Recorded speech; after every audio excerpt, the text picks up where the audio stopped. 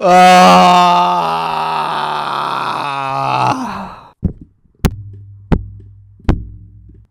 is a very raw reaction to the last 2 weeks of results for the Fremantle Dockers. I've just finished my live stream with UCAT.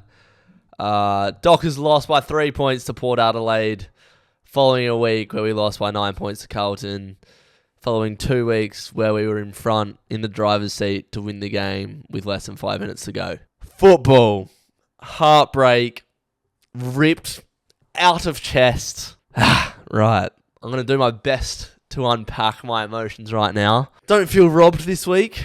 Feel like we were unlucky.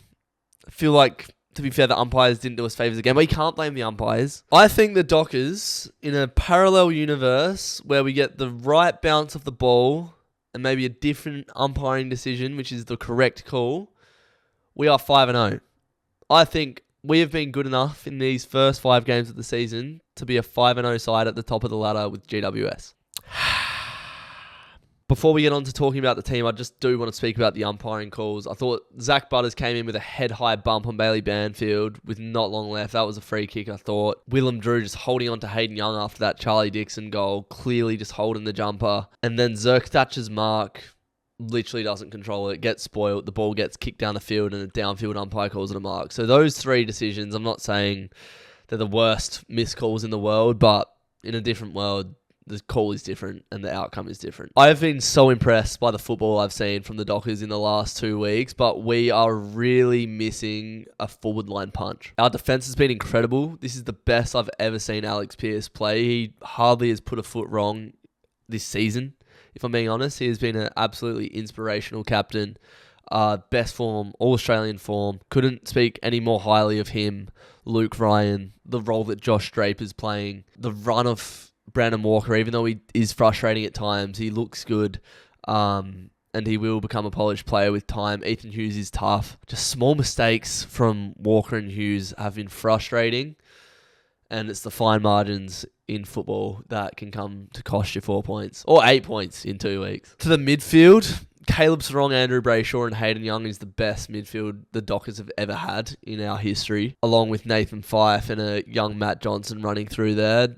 I couldn't fault their performance today. Andrew Brayshaw went forward and got a go-ahead goal. Sarong was so clean all day, so hard at it. Hayden Young, just absolutely phenomenal. Last week, I thought he outperformed Patrick Cripps. I think he's got a lot of Marcus Bontempelli about him.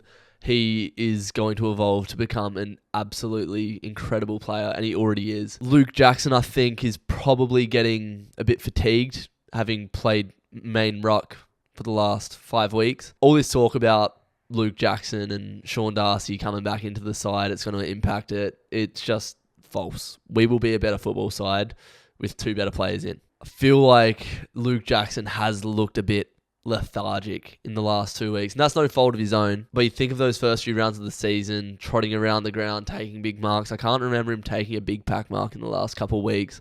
And that's probably just a fatigue factor. To the forwards, Josh Tracy today I think played his best ever game that I've seen him play. That second quarter was incredible. Kicked 3 goals in 3 minutes.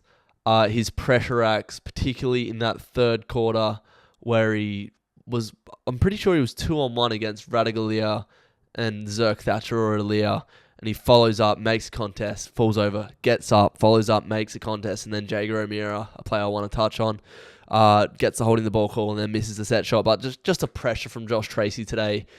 He was a target long down the line, didn't put a foot wrong today. That was honestly a pretty faultless performance from young Josh Tracy. Jai Amos is still really young. I saw a lot of things today from him that I liked. Probably isn't getting the ball as much as we would like, but in the last 2 weeks, we've come up against 2 of the best midfields in the comp. And speaking on the midfield, in these last 2 weeks, we've come up against 2 of the toughest midfields in the comp. Port Adelaide made Essendon look like amateurs last week. Rosie, Butters, and Horn Francis, along with Wines and Willem Drew. Last week against Essendon, they took the absolute piss. They dominated that game. I didn't think Butters really got a grip of the game like he usually does. Rosie did good things at times, and Horn Francis kicked the go-ahead goal, but they didn't dominate how they usually do. Our midfield is right up there with one of the best in the comp. Jeremy Sharp on the wing is looking really good.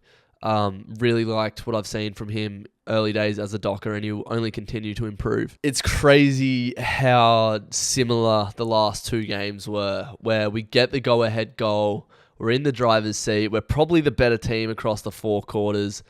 We dominated that second quarter. In the third, we had a grip of the game. We're in the driver's seat, and then it all just goes tits up, like real quick. And I'm sat there thinking, I have faith that from the last week, we would have gone over that situation so many times that we know how to ice the game.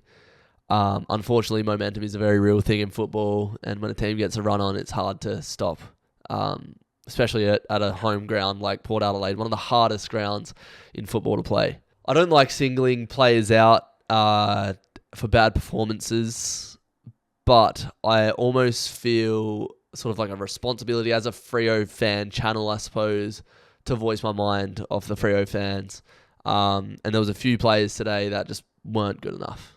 And it's harsh because we could have won the game and not been speaking about this. But Matthew Taverner, Jaeger O'Meara, and to a lesser degree, but Michael Walters were not good enough today. I'm not coming for their heads and saying, get out of the club, all this and that. Michael Walters has been one of my absolute favourite players watching him at this football club over the years. But when I think of the Michael Walters that I've grown up to know and love, he is a vicious forward that leads up at the ball, links up the play between the midfield and the deep forwards, gets close to 15, 20 touches every day. He's explosive, fast, agile, his forward pressure, all of these things that we have loved Sonny for over the years isn't bringing it at the moment at all. And you don't expect it to. Like, he has been a legend at this club for so long. I just think we need to manage him a bit, because Lockie Jones, who was playing on him for a large portion of today, just had his number. Jones was too strong, too fast, too explosive. Walters just couldn't get anywhere near it, and he couldn't in the Carlton game either. Matt Taberner took a good mark, kicked one good goal. It's not good enough for a key forward that's played hundreds of games at the level. I don't need to say anything more on that, I don't think. I think the verdict is out on Matty Taberner. And Jaeger O'Meara, it's his third AFL club. He came to Freo in a trade with Lloyd Meek. Lloyd Meek obviously wanting to get more game time, goes to Hawthorn. Hawthorn going through a rebuild, need a ruck. Didn't want Jaeger O'Meara, who wasn't really performing very well for them. So it just made sense to do that as a straight swap, and sort of made sense at the time. The problem I have with Jaeger O'Meara is I can't tell you what his role is. What does Jaeger O'Meara bring to this side? I'm not saying he's past it or he's not good enough. Is it on the coaches to give him a better role, which is more adapted to his game style? To be honest, I just don't think he's in the best 22. If Jaeger O'Meara is playing a mid-forward role, whether it's on the wing or half-forward, I don't even know what it is. Why would you not play a Cooper Simpson? A young, hungry, highly skillful player. I think Cooper Simpson comes in and does massive things for Freo. And I think the same for Neil Erasmus. I think, he came on in the fourth quarter and made two mistakes that ultimately led to Port Adelaide winning the game. He got done holding the ball in the middle of the ground and gave away a holding the man free kick. But he just couldn't match the intensity. He came into a game that was so hot after sitting on the bench for, an hour and a half. That's tough. But Neil Erasmus is a mid-forward. So is Jaeger O'Meara, and so is Cooper Simpson. Erasmus and Cooper Simpson should be ahead of Jaeger O'Meara in the selection process for me. I think we missed the speed of Michael Frederick today, and the role that he plays, that hit-up target and the speed that he burns back towards goal with. But there are positives. We played really well in 2 consecutive weeks against 2 really tough sides. And we could very well be 5-0. In a parallel universe, we're in the same conversation as GWS. In a parallel universe, we beat one off Carlton or Port Adelaide, and we're in the same conversation as, Sydney, Melbourne, Geelong, Carlton, these teams. But the reality of the situation is we're 3-2, and we are in the same tier as Essendon and Gold Coast. That just does not feel right at all. It isn't just, but it's a reality. The positives are we get Darcy back very soon, probably next week, and Heath Chapman back. So, that's just going to make us a much better team. We've been pretty much unchanged for the last 3 weeks. think coming up against West Coast in the Derby is a great time to bring in a debutant, a Cooper Simpson, play Neil Erasmus. He had a massive game in the Derby in his debut year, if I remember correctly. We've missed something in the last 2 weeks, especially going forward and kicking goals. So I think it makes sense to make changes. I think Darcy comes in, Taberner goes out, Jackson goes forward. Heath Chapman probably comes in for Ethan Hughes or a Brandon Walker. I hope not a Josh Draper, because Draper's been good. Or maybe he comes in for a Jaeger Amir and plays on the wing. We'll see. But Freo fans, let me know what you guys think. Get down in the comments your thoughts on this gut-wrenching, heartbreaking, soul-destroying last 2 weeks of football. We're looking good. So don't lose faith. If you enjoy the videos, it'd mean a massive amount if you could leave a like on the video, get down in the comments and subscribe if you're new. Please just pump West Coast and bring me back to reality. That would be nice. That would be lovely. I appreciate you guys watching the video, and I'll see you next time. Until then, take care. You plonkers.